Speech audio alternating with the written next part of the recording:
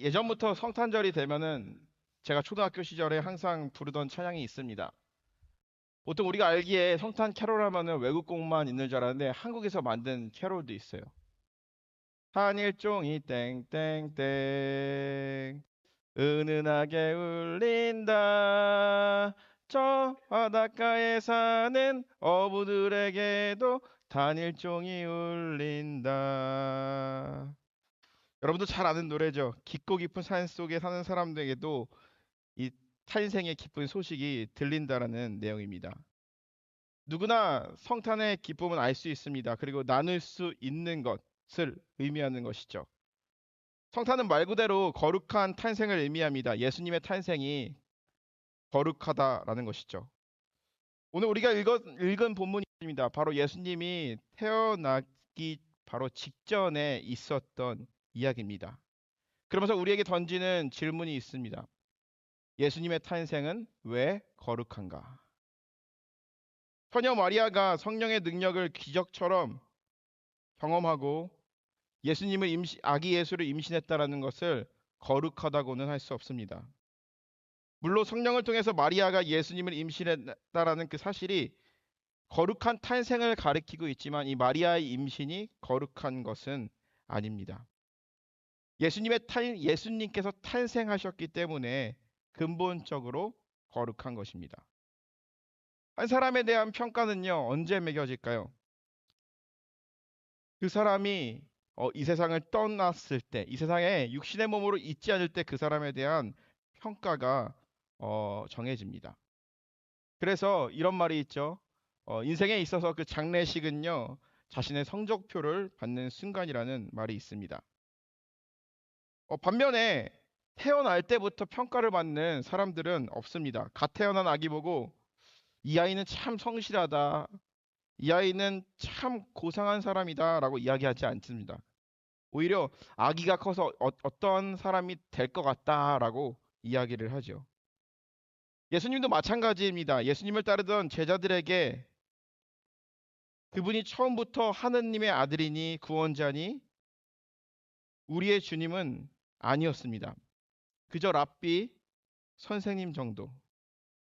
성경에서 예수님 존재를 알아본 사람은 딱 두 종류가 있습니다. 한 부류는 사람이고 한 부류는 사탄입니다. 오늘 예수님이 길을 가다가 갑자기 제자들에게 질문을 합니다. 사람들이 나를 누구라 하느냐? 제자들은 대답합니다. 어떤 사람은 세례요한이라고도 합니다. 어떤 사람들은 엘리야라고도 합니다. 어떤 사람은 예레미야라고 합니다. 어떤 사람은 당신은 많은 선지자 중에 하나라고 사람들이 말하고 있습니다라고 합니다. 그러면서 제자들에게 예수님은 다시 질문합니다. 그렇다면 사람들은 나를 이렇게 생각하는데 너희들은 나를 누구라고 생각하느냐? 라고 물었을 때 베드로가 대답합니다. 주는 그리스도시요 살아계신 하나님의 아들이십니다. 100점짜리 대답입니다. 하지만 예수님은요, 이 베드로에게 찬물을 끼얹습니다. 베드로야, 내가 복이 있다. 그렇지만 이것을 알게 한 것은 혈육이 아니요 하늘에 계신 아버지시니라. 쉽게 말하면 이거죠. 베드로가 주님이 원하는 대답을 했습니다. 그런데 베드로에게 베드로야, 너 정말 공부 많이 했구나. 베드로야, 너 정말 훌륭하구나. 베드로야, 너 정말 성경 묵상이 깊구나. 라고 얘기한 것이 아니라 너가 이런 대답을 할 수 있었던 것은 네가 잘나서 한 것이 아니라 하나님의 너에게 주신 마음이라고 이야기하는 겁니다. 사실 예수님의 제자들 베드로 예수님과 동거동락했습니다. 평생 함께했습니다. 그런데 중요한 것은 예수님이 정말 누군지는 몰랐습니다. 제자들이 예수님을 제대로 알았더라면 예수님께서 십자가에서 달리셨을 때 도망치거나 외면하지 않았을 것입니다. 예수님이 누구신지 제대로 알아본 다른 한 부류의 사람이 있다면 그것은 사탄입니다. 예수님이 귀신을 내쫓을 때마다 그들이 먼저 예수님을 알아봤습니다. 사단이 예수님의 존재를 알아보고 이렇게 말합니다. 하나님의 아들이여, 당신이 우리와 어떤 상관이 있습니까? 때가 되기도 전에 우리를 괴롭히러 오셨습니까? 이렇듯 예수님을 제대로 알아본 사람은요, 사탄 말고는 없습니다. 비록 베드로가 정답을 내놓긴 하지만 예수님은 그것이 베드로의 믿음에서 나온 것이라고 말하고 있지는 않습니다. 예수님이 십자가에 달리십니다. 신기하게도 예수님이 따르던 제자들이 자신들의 선생을 하나님의 아들이요 구원자요 고백하기 시작합니다. 그들은 예수님의 탄생도 거룩한 탄생이라고 생각하기 시작합니다. 왜 예수님이 죽고 나서 그들은 그런 생각을 하였을까요? 제자들은 스승의 죽음을 다시 생각하기 시작했습니다. 제자들은 3년 동안 이곳저곳 다니면서 예수님과 겪은 일들을 다시 짚어보기로 시작했습니다. 자기들의 스승이 가난한 사람들을 찾아다니며 친구해 주었던 것, 목숨을 내놓고 안식일법을 어겨가면서 병든 사람을 고쳐준 것, 제자들은 예수님이 했던 행동들을 하나하나 떠올리기 시작했습니다. 그때 우리 선생님 예수는 왜 그랬을까? 그렇다고 제자들이 스승을 존경하다 보니 마침내 스승의 죽음을 하나님의 아들의 죽음으로 높여버린 것은 아닌가라는 생각을 하는 사람들도 있습니다. 제자들의 스승이 매달린 십자가와 그의 부활 이후를 접하면서 우리 스승이야말로 진짜 하나님의 아들이구나. 그리고 정말 임마누엘이구나라고 깨닫게 됩니다. 임마누엘이란 뜻은 어떤 뜻입니까? 우리가 잘 알고 있듯이 하나님이 우리와 함께 하신다라는 의미입니다. 제자들은 왜 예수님은 우리는 물론이고 가난한 사람들과 병자들과 함께 했을까라고 생각했습니다. 그리고 예수님은 다른 사람들이 하지 않는 일, 하지 않는 말을 예수님은 왜 했을까? 자신의 신변에 위험이 있음에도 불구하고 그것을 무릅쓰고 당시에 힘 있고 권력 있는 종교 지도자들을 향하여서 왜 저항하였을까? 제자들이 내린 결론은 바로 이거였습니다. 그것은 바로 사랑이었습니다. 그들의 결론은 예수님이 사랑 때문에 십자가에서 달리셨다라는 것에 이르게 되자 예수님이 죽으면서까지 함께했던 그 사랑에 그들은 고개를 떨구게 됩니다. 제자들은 임마누엘, 이 함께 있음의 끝이 십자가였구나라는 사실을 깨닫게 됩니다. 우리가 잘 아는 솔로몬의 이야기가 있습니다. 솔로몬에게 두 여인이 찾아와서 이야기합니다. 한 아이를 두고 두 여인이 서로 자기가 난 아이라고 싸우며 판결을 요구합니다.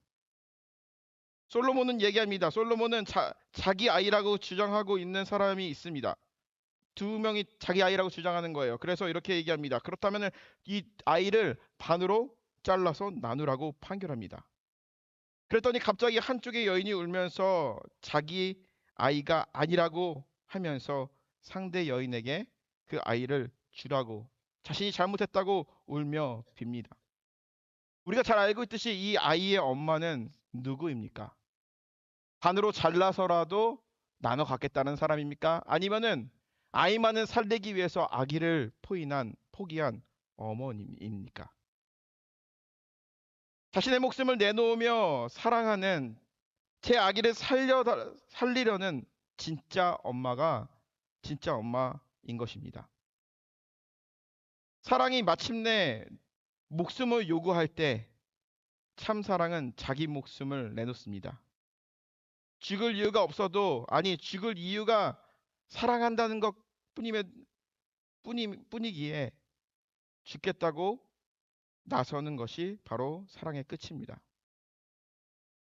제자들도 사랑의 마지막은 죽음이라는 것을 깨달았습니다. 제자들은 비로소 사람이 친구를 위하여 자기 목숨을 버리면 이에서 더 큰 사랑이 없다라고 말씀하신 그 예수님의 말이 무엇인지 깨달아지기 시작했습니다.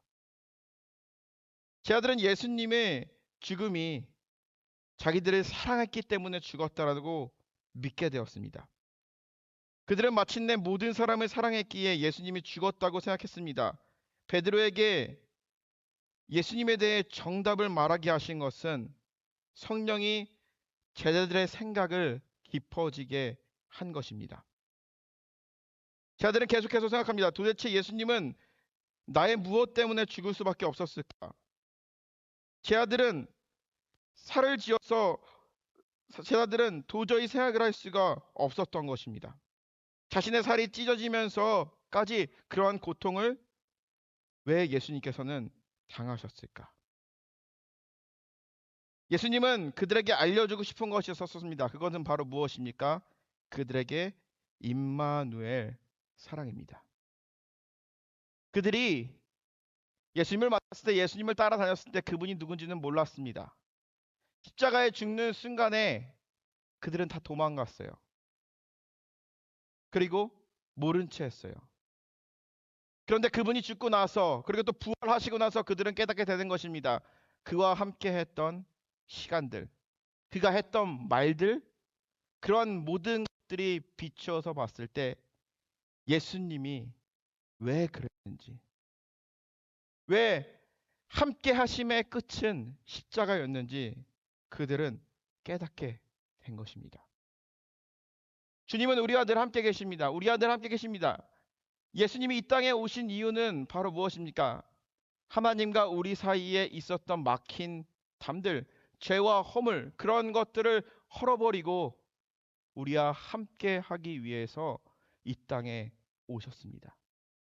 이 땅에 오셔서 슬퍼하는 자들, 외로워하는 자들, 아파하는 자들을 위로하시고 십자가에서 우리를 위해서 죽으심으로써 하나님과 우리의 관계를 회복하시고 성령을 통하여서 지금도 우리와 함께 하십니다. 임마누엘의 하나님은 2000년 전에 베들레헴에만 있었던, 이스라엘 지역에만 있었던 그 하나님이 아닙니다. 지금 우리와도 함께 하시는 하나님입니다. 성령을 통하여서 역사하시며 우리의 문을 두드리시며 우리가 외롭다는 생각이 들 때, 우리가 혼자라는 생각이 들 때 너는 혼자가 아니야 라고 하시며 우리에게 문 두드리시며 말씀하시는 분이 바로 예수님입니다. 성탄절을 준비하면서 여러 가지 생각들을 해봤습니다. 가장 많이 생각한 것이 있다면은 이제 이런 생각이 들더라고요. 제가 이제 미국에 온 지가 이제 5년이 됐어요. 5년. 그런데 1년이 되었을 때는요, 모든 것이 다 신기했어요. 재밌었어요. 뭐 신기한 것도 많이 팔고, 그리고 또 굉장히 미국에서의 생활이 재밌네? 그리고 좋다라는 생각이 들었어요. 그런데 여러분들도 아시겠지만 그 향수병이 한 번씩 올 때가 있죠. 근데 저는 그 4년 차에 작년이었던 것 같아요. 이 향수병이 되게 좀 강하게 온 것 같아요. 사랑하는 가족들이 있어서 좋은데 그냥 왠지 모르게 혼자라는 생각이 드는 거예요. 제가 미국에 처음 왔을 때는 아는 사람이라고는 저희 집사람밖에 없었는데 그냥 그때보다 아는 사람들도 많아지고 친구들도 생겼어요. 처음에 왔을 때는요, 목회지가 없었습니다. 그런데 목회를 할 수가 있게 됐어요.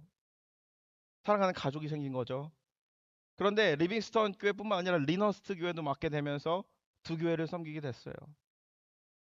그리고 하나님께서는 우리에게 저희 가정에 축복을 주셔서 두 자녀를 주셨어요.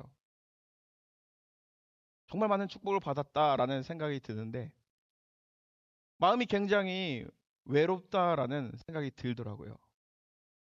이것은 바로 무엇일까라는 그런 고민에 빠져봤던 시간이 있습니다.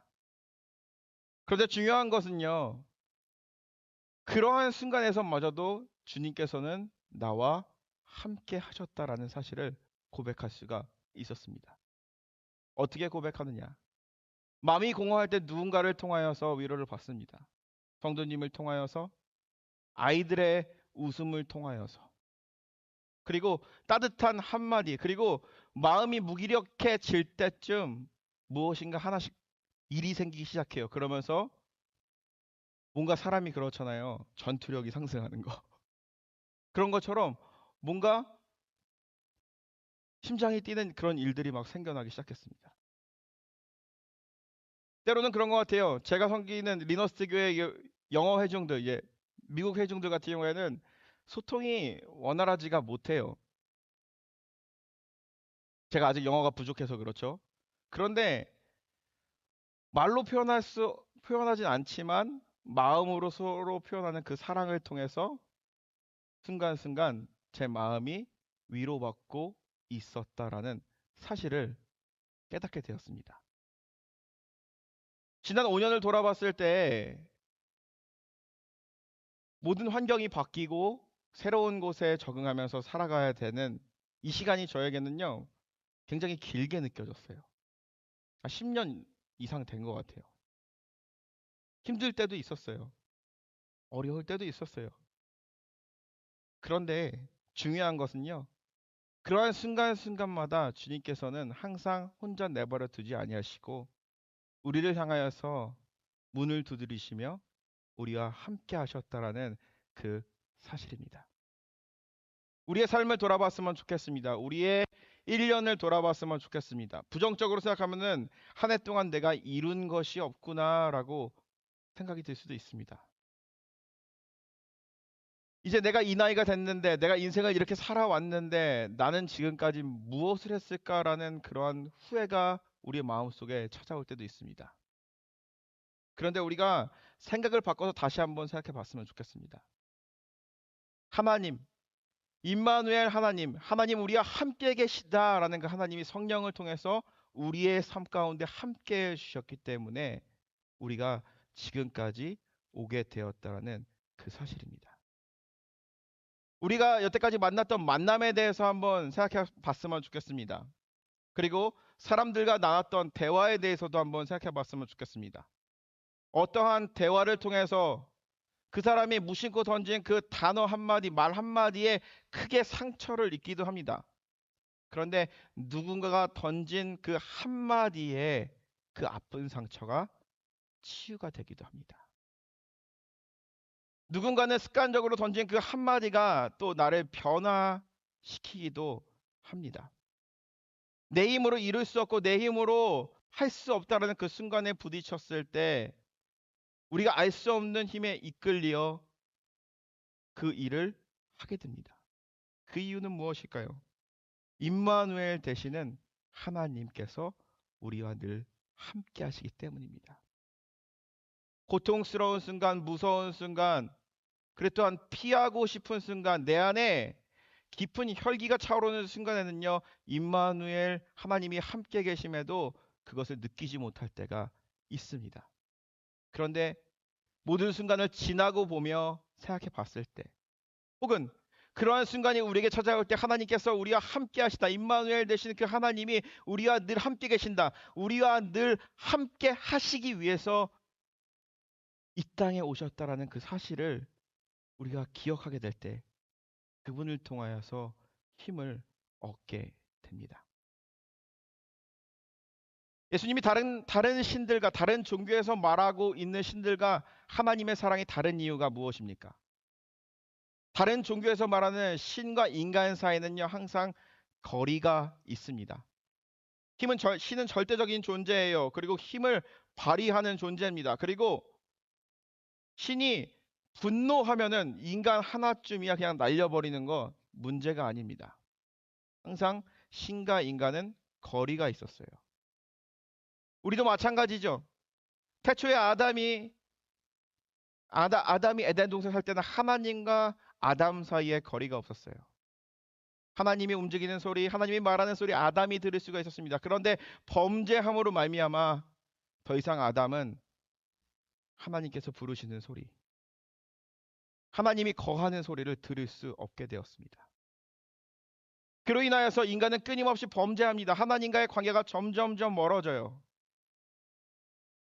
그런데 우리 하나님은요, 우리와 하나님과의 사이의 그 관계를 회복하기 위해서 멀어졌던 관계, 갈 수 없는 관계, 점점 멀어지는 그 거리를 회복하기 위해서 이 땅에 다시 오셨다라는 것이죠. 우리가 거룩이란 단어를 생각하면 어떤 것을 떠올립니까? 화려한 불빛, 화려한 조명, 그리고 뭔가 제가 첫째 주 예배를 드릴 때는 로브를 입어가지고 뭔가 이렇게 조금 있어 보이잖아요. 제가 가장 있어 보일 때인 것 같아요. 거룩이라는 것을 생각할 때 그런 것들을 생각을 하게 됩니다. 제가 최근에 느끼는 거룩의 이미지는 바로 어떠한 이미지였냐면은 새벽 기도 나오시는 분들은 아실 겁니다. 새벽 기도 때 저기서 이제 새벽 기도를 드리고 이제 한 7시쯤 되어서 이제 예배당에 오게 되면은 여기서 빛이 싹 들어오는데 십자가를 싹 비춰요. 저 스테인 글라스에서. 새벽 기도 나오는 사람들만 딱 볼 수 있는 거예요. 거룩입니다. 깨끗하고 깔끔하고 신성합니다.